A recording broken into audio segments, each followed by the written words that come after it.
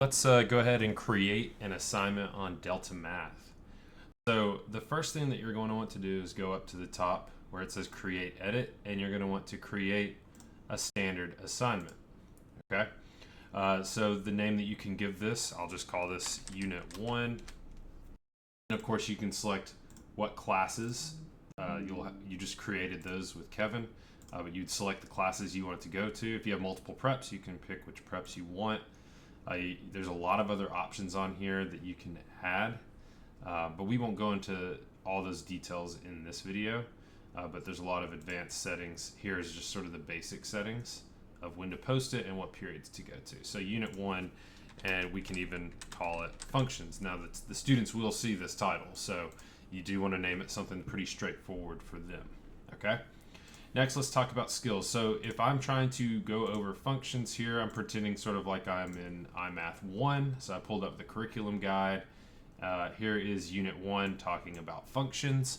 And let's imagine that I want to focus on the essential standard and understand that functions from one set called the domain of the other called the range assigns to each element of the domain exactly one element of the range, so on and so forth. After you get a real perspective for like what needs to be taught in that, here's the essential tasks that are in there. You can sort of get a sense of the types of skills that students will need. You're able to then see what type of problem you want to have. Now DeltaMath has a ton of options in here, and it's very straightforward to find what you're looking for. So when you're looking for a skill, so for instance, if I want to put function, I'll just type the word function, and it has a lot of content covering functions. So if you want to be more specific, you can. However, it usually lists the more basic concepts at the top, and it gets more advanced as you go down, okay? And in each section, it gives you the topics names, and if you want to see more, you can just click in here. Look at linear relationships. Said, okay, identify a linear function from points. If I click that, there's a lot more options within it. If I unclick it, it just focuses on sort of the keywords, okay? Now, this first one here, function and relation mapping diagrams, that sort of looks a lot like this inside of this essential task. So I'm sort of I'm going to think that that's more or less what I want, okay? So I'm going to click function and relation mapping diagrams, and this looks perfect. Right? You can sort of play around with it yourself if you want to practice with it to see what the experience would be like for students. You can do that, but this looks really good. So if I want to, I'll go back and I say, okay, I'm going to add those. Default, it's going to add 5 problems. You can since it's an essential standard, these are the ones in black here. You have the I can statements. Sometimes you may want to add more of those. So you can say, okay, instead of 5, you can have 10. It gives you a time estimate for each one. Okay, now this is just an estimate.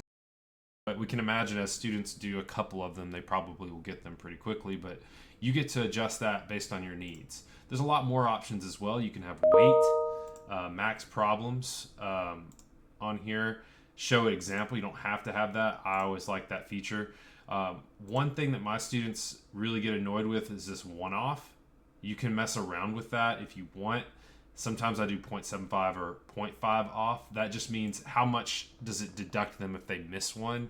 A lot of them said that one off was kind of tough, but you know, that's just how long they're going to spend on the skill. So you just need to make that choice. There's a lot of autonomy here with how you're doing the problems. All right, so that skill is in there. We've got function mapping. Now let's imagine that all of this is going to be random, by the way. If I click it, we have random problems. Let's imagine that I wanted to have particular problems. For instance, if I'm start looking through these, I keep clicking new problem, say, okay, I want to make sure that they get this problem here. So you can assign that problem. Now, all students are going to have this problem, okay? They won't have a randomized set of problems, but they will get specifically that problem. And we see that show up right here. Yes, this is the one example. So they have this, and it says single, right? So that's just one problem. So that's a way that if there's a particular thing that you want students to see, you can do that.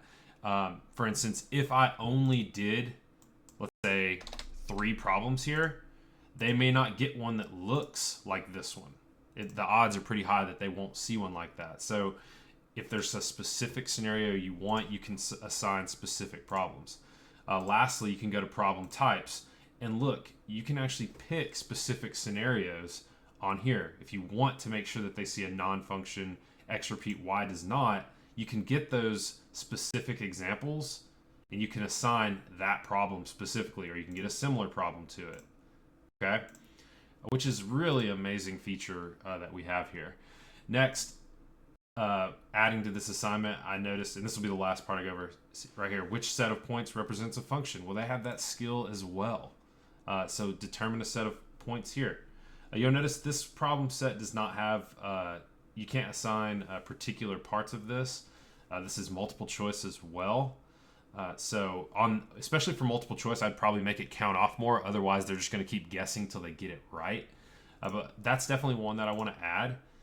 So penalty off 1 would be good. For this one, I might do 0.5 since it's a free response type question, and they have to fill in these blanks on here, and there's more room for error. But say for this one, multiple choice, I mean, you may have that student, we all know those students, that are just going to start clicking and submitting, and they won't get punished if they miss it. So that's why that penalty is there, is to sort of stop students from doing that and really focus on doing their work. Okay. But yeah, you can just add standards all the live long day as long as you want. And that's about as far as we'll go into this. Oh, let's talk about the last part, due dates. So let's say I want this due next week on the 21st. You can pick the time.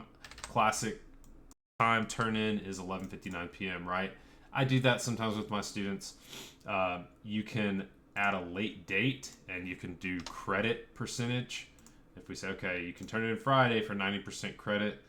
You can add a second late date, 80% credit. Choose that on the weekend. So if you want to automatically default to where they get percentage of credit, do that as well, which is a pretty cool feature. So we create this assignment,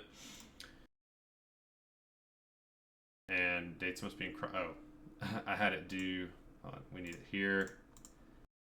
Okay, so there's create the assignment. I didn't choose any, and you don't have to assign it to any periods yet, but I save it. It was created. If I want to edit it, I go back to edit assignment, and I can just click the one I just made on here, and I can go back and add more if I want to. You can always edit assignments after you create them.